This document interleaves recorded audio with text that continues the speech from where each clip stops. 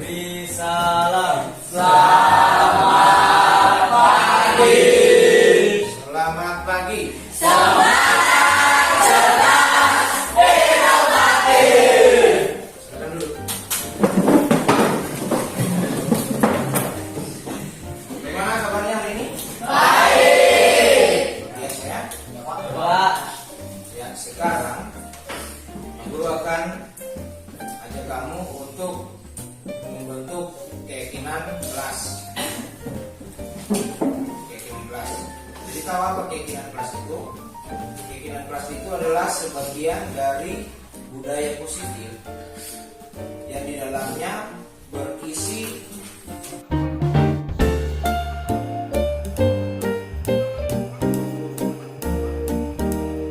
bisa dimengerti ini. Kemudian pertama saya akan mencari tahu dulu seperti apa yang kalian inginkan untuk menciptakan budaya positif itu di kelas kalian ini. Saya paham ini? Untuk yang pertama saya akan bagikan kertas memo. Kertas memo ini nanti kamu mengisi jawaban di dalamnya. Yang pertama pertanyaannya seperti apa kelas yang kamu impikan? Pertanyaan yang pertama.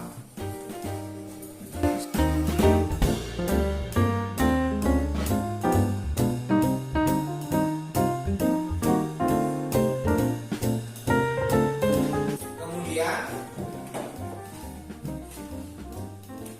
guru impianmu seperti apa? Ya, jadi dari 4 pertanyaan itu, guru harapkan kamu memberikan jawaban pada kertas memo ini. Ngerti? Kemudian setelah ditulis jawabannya, tulis nama dulu, jawabannya kalian. Silakan maju ditempelkan. Sesuai tempatnya ya. Untuk pertanyaan pertama di sini, yang kedua berurutan. Sehingga jawaban terakhir ditempelkan di bagian sini. Oke? Sekarang siap-siap saya akan bagikan satu orang berapa pertanyaan cepat ya.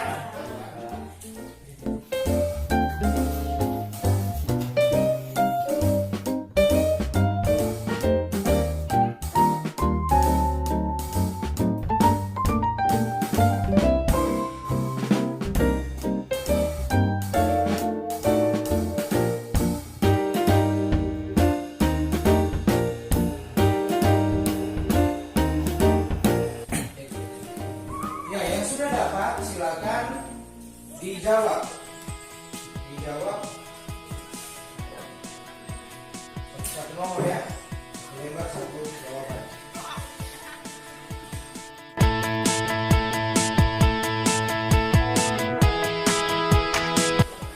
Ada yang belum dapat? Sudah semua? Silakan diisi. Menurut pertanyaan tadi, yang pertama, seperti apa kelas yang kamu inginkan? Itu di lembar pertama. Tulis nama dulu, misalnya bagi nomor 1. Gitu ya.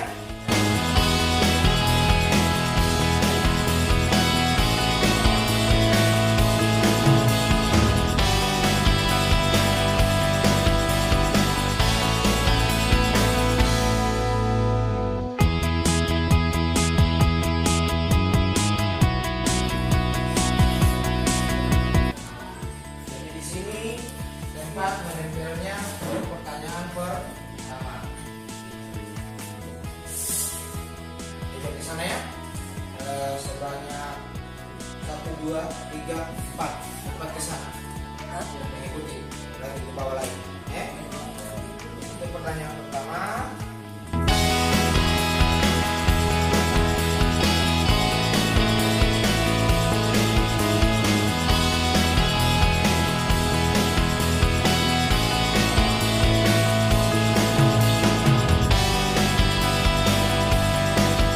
Silakan maju tempelkan di tempatnya masing-masing. nomor 1, nomor 2, nomor 3 dan nomor 4. Ayo.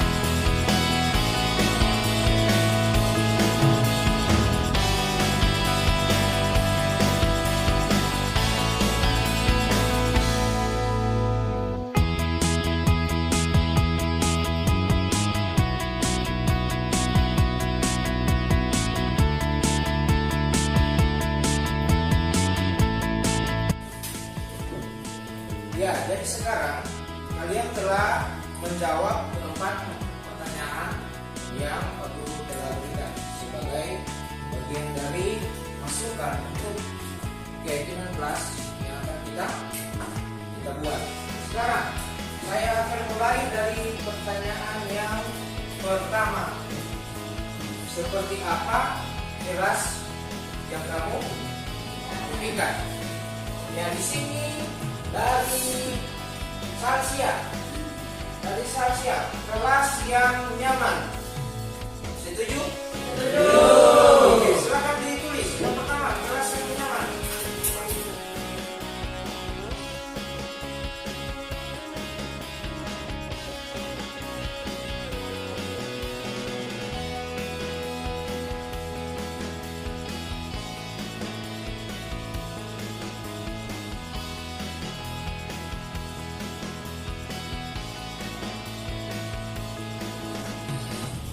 Kemudian Daniel, kelas yang aku impikan adalah kelas yang tentram, aman, ada taman baru tentram, tidak suka ribut di dalam kelas agar tidak mengganggu teman lain untuk belajar, dan kelas yang bersih dan indah.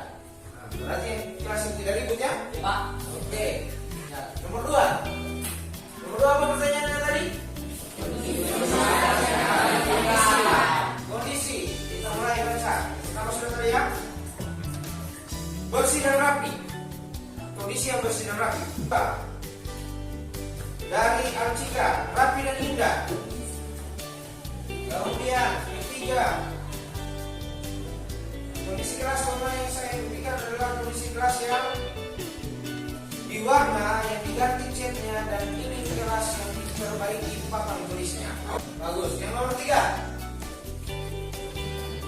Nomor 3 tadi apa pertanyaannya? Kondisi teman-teman. Kondisi teman-teman yang diimpikannya. Yang pertama, kondisi teman yang diimpikan tidak suka membuli di kelas dan tidak suka mengejek guru dan temannya. Nah, berarti ada yang menulis tidak suka membuli. Hati-hati ya, jangan membuli. Mulai sekarang jangan membuli. Kemudian kelas yang diam dan sopan. Nah, dari Angeli. Kemudian dari Rosa Fitri, teman yang baik hati, suka tolong menolong dan saling menghormati satu dengan yang lain, tertib dalam kelas, menghormati guru yang mengajar. Kemudian saya ini teman-teman saya, kalau di dalam kelas harus menghargai guru, tidak ribut kalau sementara belajar. Nah, bagus. Kemudian tidak ribut saat pembelajaran, tertib dan fokus mengerjakan tugas yang diberikan. Setuju ya? Kemudian rapi dalam kelas dan mentaati peraturan di dalam kelas. Terakhir untuk nomor 3, tidak membantah saat dinasihati. Tidak membantah saat dinasihati. Oke. Sekarang yang keempat, terakhir, guru yang baik dan ramah. Nah, guru yang baik dan seru. Menurut kalian saya seru tidak? Seru. Guru impianku yaitu guru yang ramah kepada setiap siswa, baik dan pada saat menjelaskan dapat dimengerti dengan baik. Ya, jadi itu semua adalah keyakinan kalian yang usul ini ya, saya sudah bacakan tadi, agar itu pengurus kelasnya dibuat dalam bentuk tertib supaya nanti bisa ditempel. Ada sudah tadi kelas yang bagus kok, kelas yang ada banyak tempel apa. Nah, jadi ini bisa dimasukkan, dibuat, kemudian ditempel. Bisa ini? Bagus. Oke, sepakat ini? Itu menjadi perhatian kita semua, keyakinan kelas, sehingga nanti kalau Pak Guru masuk, semua ada keyakinan kelas. Jangan melanggar. Setuju ini? Oke, sampai di sini untuk pembentukan keyakinan kelas kita. Dan saya ucapkan terima kasih telah berpartisipasi dengan baik. Tulis di karton baru ditempel. Oke?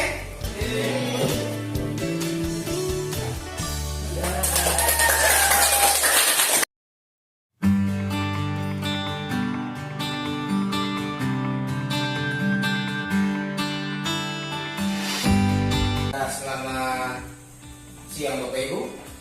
Siang Pak.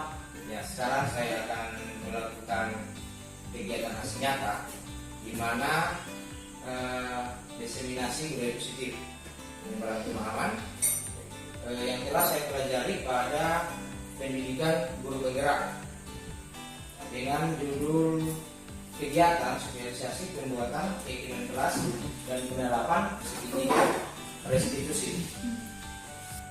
Pertama yang saya hormati kepala sekolah dan Bapak Ibu sekalian juga yang sama saya hormati. Hari ini kita ikuti bersama pemaparan saya tentang konsep budaya positif ini. Ya, di sini konsep budaya positif ada berbagi dari beberapa bagian. Yang pertama merupakan paradigma belajar, disiplin positif, nilai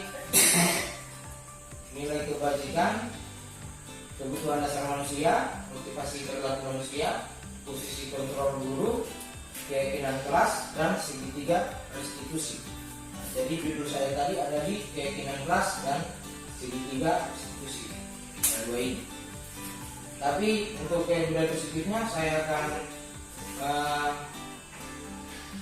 cerita sedikit tentang slide yang sebelum topik sebelum keyakinan kelas dan segitiga restitusi. Yang pertama budaya positif. Apa budaya positif itu? Budaya positif di sekolah yaitu nilai-nilai dan kebiasaan-kebiasaan di sekolah yang berpihak pada peserta didik agar mereka dapat berkembang menjadi pribadi yang kritis, penuh hormat dan bertanggung jawab. Ya, itu pengertian dari budaya positif. Kemudian pembelajaran dengan paradigma baru merupakan pembelajaran yang dirancang berdasarkan prinsip pembelajaran berdiferensiasi sehingga para peserta didik belajar sesuai kebutuhannya berdasarkan tahap perkembangan sesuai teori psikologi modern untuk mewujudkan profil pelajar Pancasila. Nah, sekarang untuk informasi saya berada pada modul 2 di mana mempelajari tentang pembelajaran berdiferensiasi ini. Kemudian mengubah paradigma stimulus respon ke pendekatan teori kontrol. Nah, dimana kita ketahui bahwa stimulus respon itu adalah yang kita lakukan sehingga menjadi sebuah kebiasaan, sementara teori kontrol atau pilihan lebih mendekatkan pada ilmu bagaimana mengontrol perilaku manusia. Di sini pada tabel yang stimulus respon kita mencoba mengubah orang agar berpandangan sama dengan kita.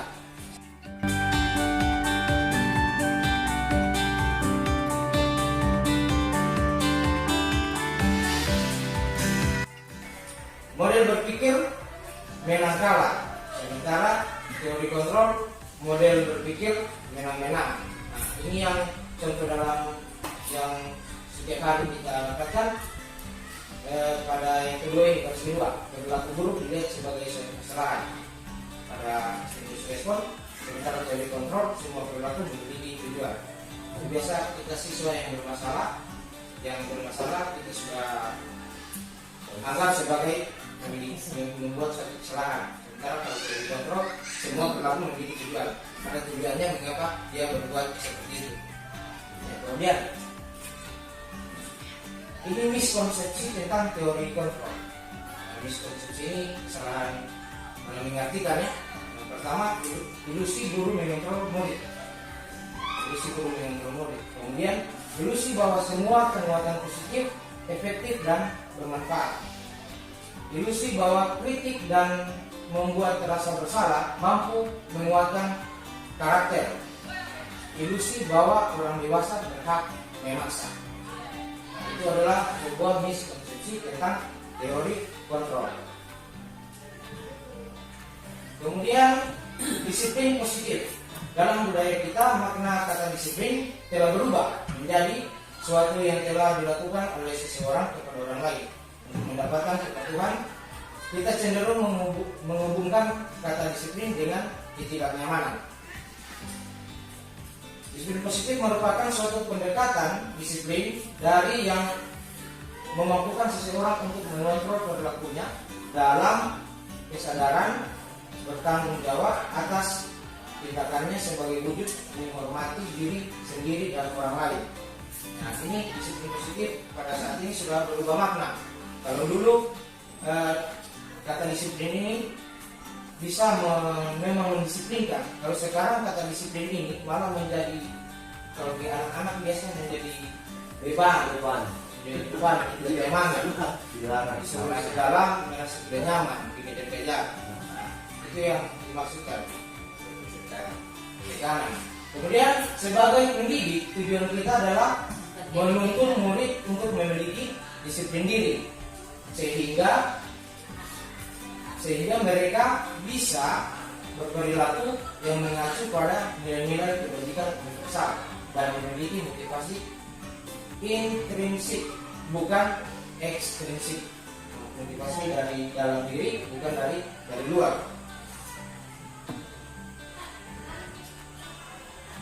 Ya, kemudian selanjutnya pendekatan disiplin positif tidaklah tentang anak peserta didik secara langsung, tetapi tentang diri dan cara kita sendiri, baik sebagai orang tua, guru, atau orang dewasa yang memberikan dampak dan pengaruh positif kepada anak atau peserta didik. Ini untuk pendekatan disiplin positif merupakan kemampuan individu pendidik untuk membina, mendidik peserta didik secara individual ataupun secara kelompok. Kemudian pendekatan secara individual, kelompok perlu mendapatkan dukungan kebijakan sekolah dan peran serta pemangku kepentingan sekolah. Nah, jadi untuk menerapkan disiplin positif ini harus tidak bisa cuma kita sendiri, harus ada dukungan dari kebijakan sekolah dan peran serta pemangku kepentingan sekolah yang bersama-sama dilakukan agar bisa melakukan pendekatan disiplin positif. Selanjutnya, adapun nilai-nilai kebajikan universal adalah nilai-nilai kebajikan sifat positif manusia yang merupakan tujuan mulia yang ingin dicapai setiap individu. Nilai-nilai tersebut bersifat universal dan lintas bahasa, suku bangsa, agama maupun latar belakang. Nilai-nilai kebajikan yang ingin dicapai oleh setiap anak Indonesia kita kenal dengan profil pelajar Pancasila. Nah, ini istilah dalam buku mereka itu, profil pelajar Pancasila. Profil pelajar Pancasila itu ada 6. Pertama, beriman dan bertakwa kepada Tuhan Yang Maha Esa dan berakhlak mulia. Kemudian mandiri, benar-kristis, berkebinekaan global, bergotong royong, dan kreatif. Itu yang nilai universal yang dimaksud. Kemudian pada kebutuhan dasar manusia. Kebutuhan dasar manusia, cara bertahan hidup manusia, itu ada terbagi lagi menjadi kebutuhan akan cinta kasih atau diterima. Kemudian kebutuhan penguasaan, kebutuhan kesenangan, dan kebutuhan kebebasan. Realitas kebutuhan kita berbeda. Kita berusaha memahami pandangan orang lain tentang dunia. Setiap orang memiliki gambaran berbeda. Nah, jadi setiap kita ini memiliki kebutuhannya masing-masing, berbeda-beda. Seperti yang telah digambarkan dalam diagram lingkaran ini. Di sini untuk lebih memahami tentang pemenuhan kebutuhan, ada kasus Ibu Ani, guru kelas 5 di SD Pelita Hati, sedang bingung menghadapi ulah salah satu murid di kelasnya, bernama Agus. Beberapa anak telah datang dan mengeluhkan Agus yang seringkali meminta bekal makan siang mereka dengan paksa. Jika Anda menghadapi situasi seperti Ibu Ani, apa yang akan Anda lakukan? Menurut Anda, kira-kira apa alasan Agus melakukan itu? Nah, ini ada siswa yang melakukan masalah. Jadi kita mau lihat bagaimana dia memenuhi kebutuhannya. Lanjut, dalam konteks penerapan disiplin positif, Ibu Ani sebaiknya mencari tahu alasan Agus melakukan tindakan tersebut agar mengetahui kebutuhan mana yang sedang berusaha dipenuhi Agus. Yang pertama, apabila jawaban Agus karena dia lapar dan orang tuanya tidak membawakannya bekal makan siang, maka kebutuhannya adalah kebutuhan bertahan hidup. Itu yang ingin dipenuhi Agus, makanya dia mengganggu temannya. Kemudian apabila jawaban Agus karena dia senang temannya jadi memperhatikan dia, berarti kebutuhan adalah cinta dan kasih sayang, kebutuhan untuk diterima, makanya dia mengganggu. Kemudian jika jawaban Agus, dia merasa hebat karena temannya jadi takut dan menuruti keinginannya. Kebutuhannya adalah penguasaan, pengakuan atas kemampuan. Jadi dia ingin penuhi adalah kebutuhan penguasaannya. Kemudian apabila jawaban Agus karena dia merasa bosan dengan bekal yang dibawakan ibunya karena selalu membawakan bekal yang sama, kebutuhannya adalah kebebasan, kebutuhan akan pilihan. Berarti dia ingin menunjukkan kebebasannya, makanya dia mengganggu. Dia sudah bosan dengan menu yang sama terus, cuma tidak berani mungkin bilang di rumah, makanya dia ganggu temannya di sekolah. Kemudian apabila jawaban Agus karena iseng saja dan dia menikmati ekspresi wajah temannya yang kesal karena dia ambil makanannya, berarti Agus ingin memenuhi kebutuhan kesenangan, cuma ingin bersenang-senang. Jadi kasus tersebut ditanyakan ada berbagai macam jawaban yang mewakili kebutuhan yang ingin dipenuhi. Selanjutnya ini adalah teori motivasi perilaku manusia, di mana ada motivasi yang berasal dari luar eksternal dan ada motivasi yang berasal dari dalam. Yang pertama, yang berasal dari eksternal, dari luar. Pertama, untuk menghindari ketidaknyamanan atau hukuman. Apa yang akan terjadi apabila saya tidak melakukannya? Ini motivasi yang ada dari luar. Kemudian dua, untuk mendapatkan imbalan dari orang lain atau institusi. Apa yang akan saya dapatkan apabila saya melakukannya? Kalau ini sebagai guru, saya merasa kalau dalam pembelajaran banyak siswa yang motivasinya eksternal. Apa yang akan didapatkan? Sementara yang ketiga, untuk menghargai diri sendiri. Itu adalah motivasi internal. Saya akan menjadi orang yang seperti apa bila saya melakukannya. Nah, jadi mungkin ini yang harus ditanamkan kepada murid untuk memiliki motivasi internal. saya akan menjadi orang yang seperti apa kalau saya melakukan, bukan berdasarkan mengerjakan tugas karena mau dinilai, tapi mengerjakan tugas karena ingin pintar, mungkin seperti itu kalau saya contohkan. Tentang hukuman dan penghargaan, perbedaan hukuman dan konsekuensi. Hukuman sesuatu yang menyakitkan yang harus terjadi. Kalau hukuman membuat anak sakit fisik maupun hati untuk jangka waktu yang lama, konsekuensi membuat anak merasa tidak nyaman dalam jangka waktu pendek. Hukuman anak membenci kedisiplinan, konsekuensi anak menghargai disiplin. Hukuman berupa paksaan, konsekuensi stimulus tanggapan. Hukuman mendorong anak menyakiti diri sendiri, jika konsekuensi mendorong anak agar mudah menyesuaikan diri. Hukuman konsep diri yang buruk, konsekuensi konsep diri yang baik. Hukuman anak belajar untuk menyembunyikan kesalahan, konsekuensi anak belajar untuk mematuhi peraturan. Hukuman marah, rasa bersalah, dipermalukan, merasa tidak dihargai. Sementara konsekuensi kehilangan hak, dibuat tidak nyaman, disingkirkan untuk sementara, time out. Nah, ini perbedaan kalau pemberian hukuman dengan konsekuensi. Selanjutnya penghargaan, bahwa penghargaan berlaku sama dengan hukuman dalam arti meminta atau membujuk seorang melakukan sesuatu untuk memenuhi suatu tujuan tertentu dari orang yang meminta atau membujuk. Dorongannya eksternal dan akan ada faktor ketergantungan. Beberapa dampak dari pemberian penghargaan menurut Alpicon. Penghargaan, pengaruh jangka pendek dan jangka panjang.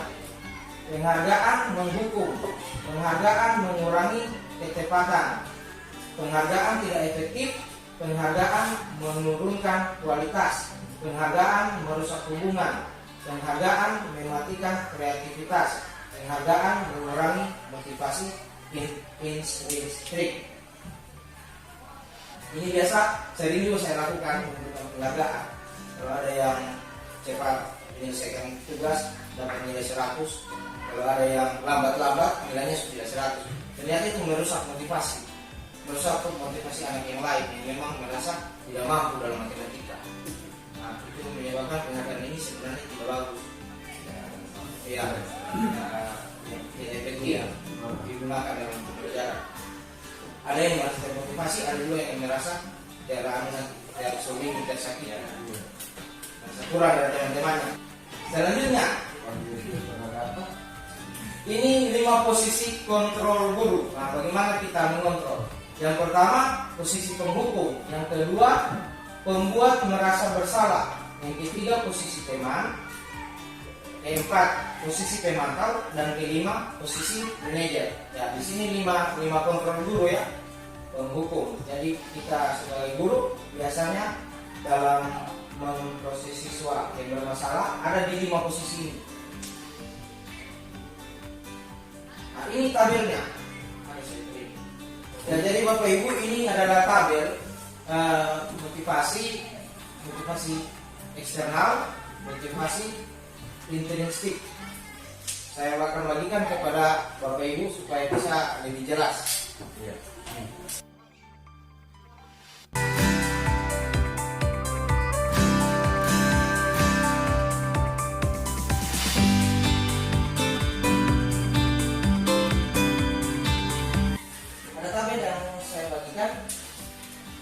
Ada identitas gagal dan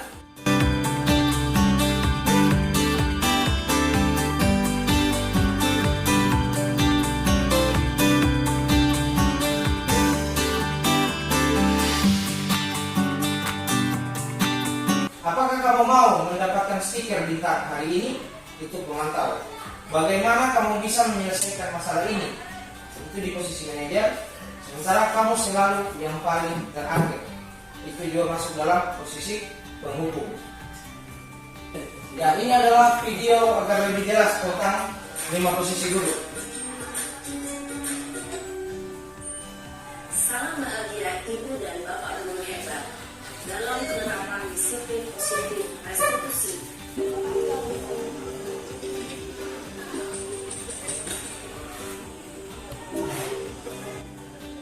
Naren, sini kamu. Selamat pagi, Bu. Selalu terlambat. Kamu deh, pasti terlambat. Maaf, Bu. Saya Apa? Apa coba? Alasan kamu apa lagi? Kapan sih kamu tidak terlambat? Malas sekali ya kamu jadi anak. saya Dasar pemalas. Gak kapok-kapok sih kamu. Sudah berapa kali terlambat? Sana, kamu keliling lapangan basket 2 kali. kenapa saya harus ke lapangan basket, Bu? Kenapa? Kamu melawan ibu. Berani-beraninya jawab. Posisi pemukul biasanya berbicara dengan nada tinggi, berarti menunjuk-nunjuk, menyakiti, dan menyindir. Hukuman bisa berupa fisik maupun psikis. Ibu dan Bapak Guru hebat, dampak yang terjadi pada murid ketika guru berada pada posisi pemukul adalah murid cenderung akan memberontak, bahkan menyimpan dendam. Kamu kenapa terlambat lagi, nak? Ya Tuhan, Naren. Kamu senang ya bikin ibu susah ya? Kalau kamu terlambat lagi, nanti ibu yang ditegur bapak kepala sekolah, nak. Disangka ibu tidak bisa membina kamu. Duh, gimana ini? Maaf, Bu. Duh, Gusti Naren, Naren. Kamu suka ya kalau ibu tegur bapak kepala sekolah? Terus, sekarang ibu harus tulis apa ini di buku absen? Ini kamu sudah sering terlambat loh. Ibu harus apa coba? Maaf, Bu. Maaf sekali. Ya sudah, lain kali jangan bikin ibu susah lagi ya, nak ya. Ibu tidak akan ingat lagi kalau kamu gini terus. Bisa jantungan kalau ibu tegur bapak kepala sekolah. Sana cepat ke kelas. Maaf ya, Bu. Maaf sekali. Posisi pembuat rasa bersalah berbicara dengan nada tenang, cenderung lembut. Namun kata-kata yang diutarakan membuat murid merasa menjadi orang yang gagal, memandang murid dirinya sendiri, merasa tidak berharga, dan tidak sanggup membahagiakan orang lain. Ketika guru mengambil posisi pembuat rasa bersalah, murid akan menganggap dirinya yang bersalah dan ia akan menyimpan emosi negatif tersebut di dalam dirinya.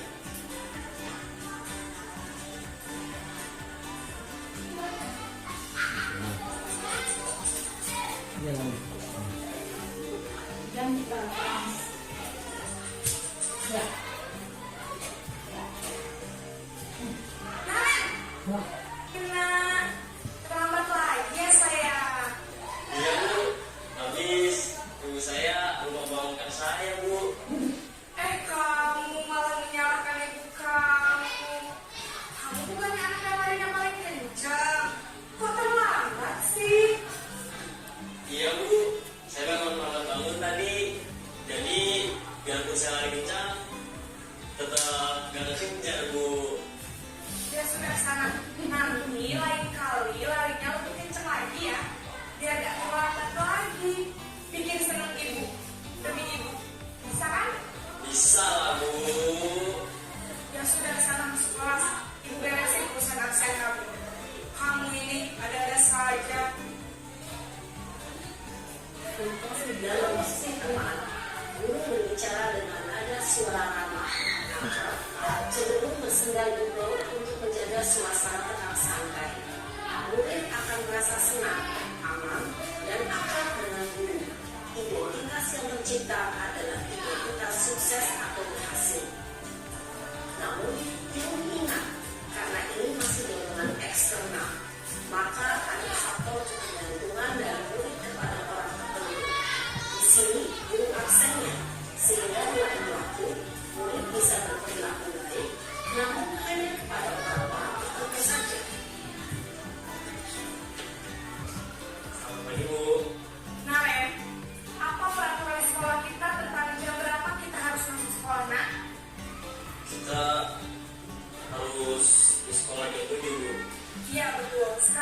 jam 7.20. Kalian sudah tahu konsekuensinya jika terlambat hadir? Paham Bu, saya harus tinggal kelas pas jam istirahat selama 20 menit. Ya benar, konsekuensinya demikian. Jadi nanti jam 9.30 pas istirahat, kamu harus tinggal di kelas, kerjakan tugas tambahan untuk ketinggalan informasi ya. Baik Bu. Posisi pemantau mengandalkan penghitungan atau data untuk mengontrol murid. Guru mengarahkan murid berdasarkan peraturan dan konsekuensi. Seorang pemantau menunjukkan bahasa tubuh dan ekspresi wajah yang datar dan cenderung formal.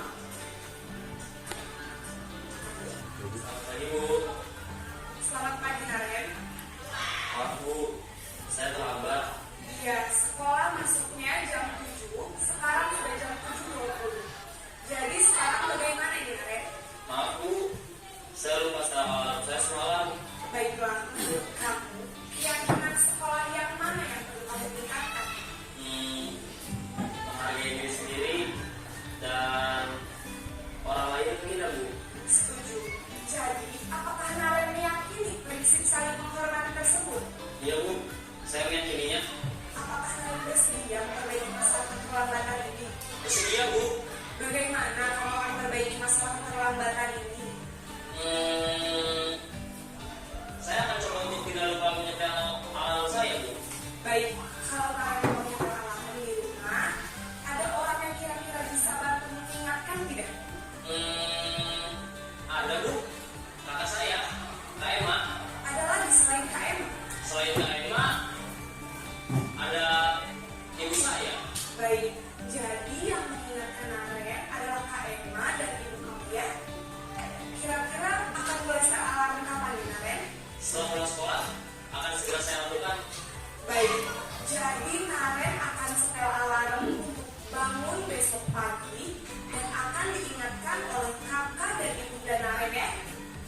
Ada lagi yang mungkin perlu dilakukan Naren agar tidak terlambat bangun lagi. Tidak ada Bu. Baik Naren, terima kasih untuk kerjasama kamu. Sekarang kamu perlu kembali ke kelas untuk belajar. Baik Bu, terima kasih. Posisi manajer adalah posisi kontrol yang disarankan untuk membimbing murid memiliki sikap disiplin yang positif, yaitu murid yang mandiri, bertanggung jawab, dan dapat memecahkan masalah. Tujuan dari posisi ini adalah agar murid dapat berefleksi atas tindakannya. Guru akan dengan tulus memberikan pertanyaan-pertanyaan bermakna, sehingga membuat murid dapat belajar dari kesalahannya dan mencari sebuah solusi untuk menyelesaikannya. Ibu dan Bapak Guru hebat, setelah mengamati adegan kelima posisi kontrol tadi, kira-kira posisi mana yang paling ideal? Posisi mana yang dapat menunjang motivasi intrinsik murid? Ya, tentu posisi manajer. Posisi ini memang posisi ideal yang ingin dituju setiap pendidik. Pada posisi inilah, guru dapat menerapkan disiplin positif yang berpihak pada murid, yang memerdekakan murid. Perjalanan seorang pendidik tentunya tidak mudah untuk sampai pada posisi seorang manajer. Namun, tujuan kita pasti, yaitu menciptakan murid-murid yang mandiri, merdeka, dan bertanggung jawab. Semoga penggambaran 5 posisi kontrol yang telah diperlihatkan ini dapat menjadi ajang refleksi bagi kita semua, agar dapat terus mengasah dan menerapkan disiplin positif yang memerdekakan murid. Mari terus berlatih dan bersemangat. Selamat menerapkan. Salam dan bahagia, Ibu dan Bapak Guru hebat. Ya Bapak Ibu, itulah tadi video tentang penerapan 5 posisi kontrol guru terhadap kasus keterlambatan siswa. Nah, jadi dari 5 itu terus terang kemarin pada waktu ruang kolaborasi saya mengaku saya ada di posisi pertama menghukum yang sering saya lakukan. Waktu di kemarin dengan segala statement yang dikeluarkan yang masih menyakiti perasaan siswa, membuat mereka merasa sakit hati. Karena hukuman itu bukan nanti sentuh fisik, verbal juga ada dari bentuk verbal. Kemudian saya lanjut lagi. Nah, bagaimana supaya kita dapat mencapai posisi sebagai manajer itu, yaitu dengan menerapkan tadi yang namanya restitusi. Ini yang saya lakukan kemarin itu adalah pembentukan keyakinan kelas. Video yang saya buat, pembentukan keyakinan kelas. Sehingga nanti ketika ada siswa yang bermasalah dan melanggar keyakinan kelas itu, saya bisa menerapkan posisi yang manajer, yang restitusi. Dan kemarin ini keyakinan kelas. Apa keyakinan kelas itu? Adalah nilai-nilai kebajikan atau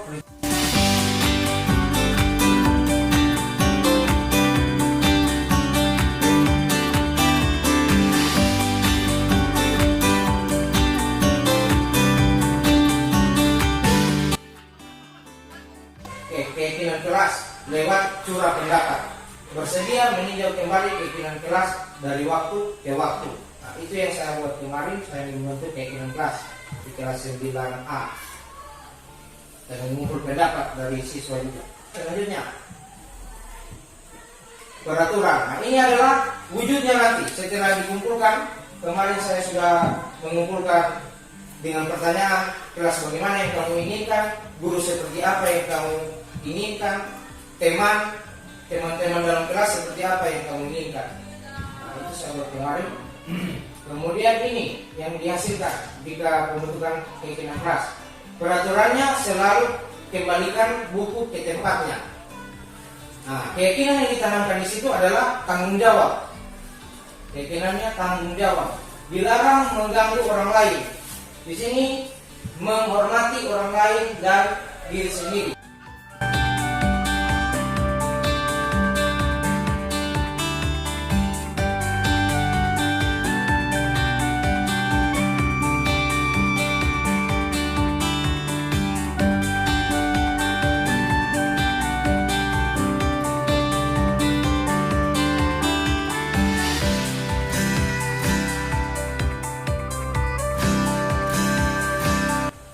Kemudian ini bentuk keyakinan setelah dikumpulkan berbagai pendapat dari siswa, kita sortir lagi.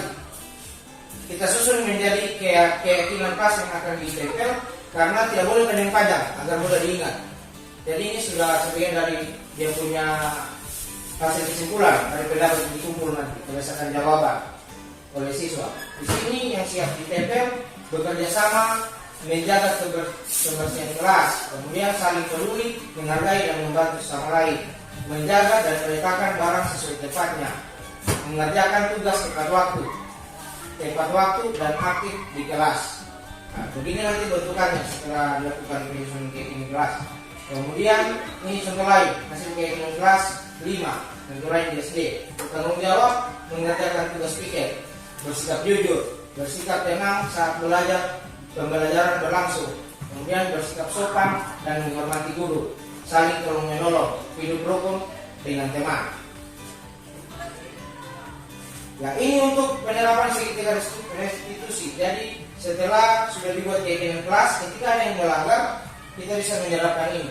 Proses menciptakan kondisi bagi murid untuk memperbaiki kesalahan. Mereka bisa kembali pada kelompok mereka dengan karakter yang lebih kuat. Melalui restitusi, guru dapat membantu murid menjadi lebih memiliki tujuan disiplin positif serta memulihkan dirinya setelah berbuat salah. Kemudian membantu murid untuk jujur pada diri sendiri dan mengevaluasi dampak dari kesalahan yang dilakukan. Kemudian memberikan penawaran bukan paksaan. Nah, itu dari proses segitiga restitusi.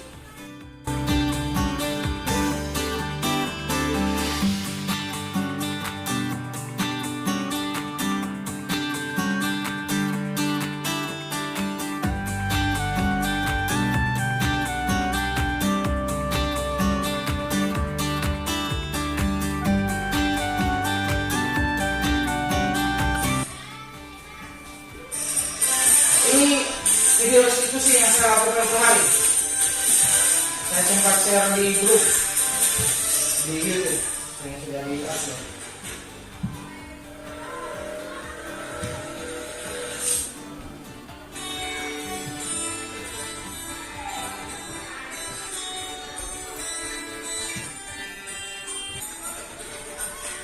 ini kasus pertama ketika menangani Andi Saskia yang kedapatan internet saat penilaian ulangan.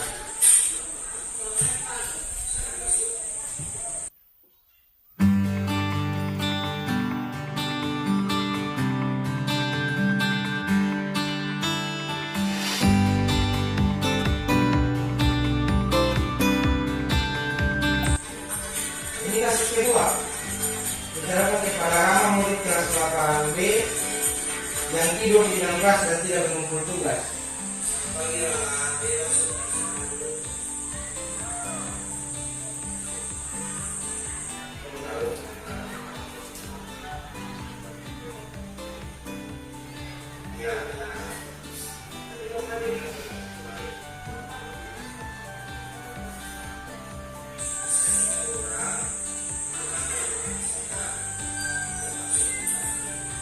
Mengajukan identitas.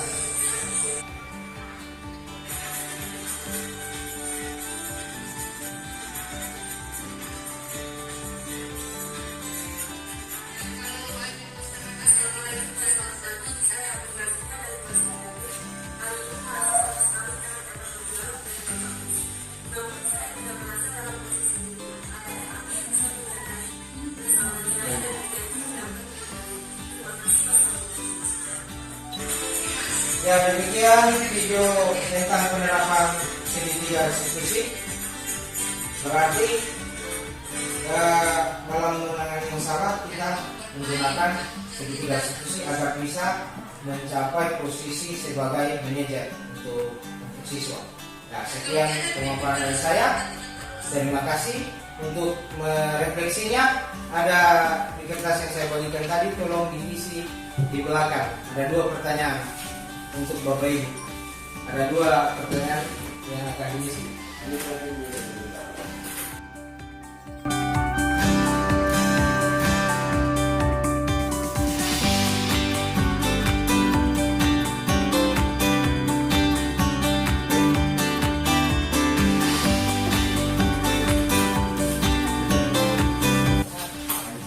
Ya, pertanyaan pertama tentang perasaan Bapak Ibu dari 5 posisi kontrol guru, yang mana yang mendekati selama ini, yang mana mendekati Bapak Ibu? Kalau saya kemarin waktu rukol, terserang saya nomor 1 sebelum penghukum dengan statement yang dikeluarkan masih membuat siswa merasa disakiti dengan verbal. Jadi bisa berbagai macam pilihan. Bisa 2 pilihan. Iya. Saya jawab, saya merasa sebagai penghukum, sebagai pembuat merasa bersalah, jangan sampai saja di posisi teman. 3 itu. Kalau saya kemarin. Setelah belajar ini, materi ini, baru mau berusaha agar bisa menjadi pemantau atau manajer. Kalau menjadi manajer yang sudah tertingginya penyerapan institusi. Ya, Bapak Ibu kasih telah mengikuti kegiatan ini sebagai bentuk dari aksi nyata saya dan telah mengisi pertanyaan refleksi. Dengan demikian pemaparan tentang budaya positif yang saya bawakan sampai di sini. Saya ucapkan terima kasih dan selamat siang.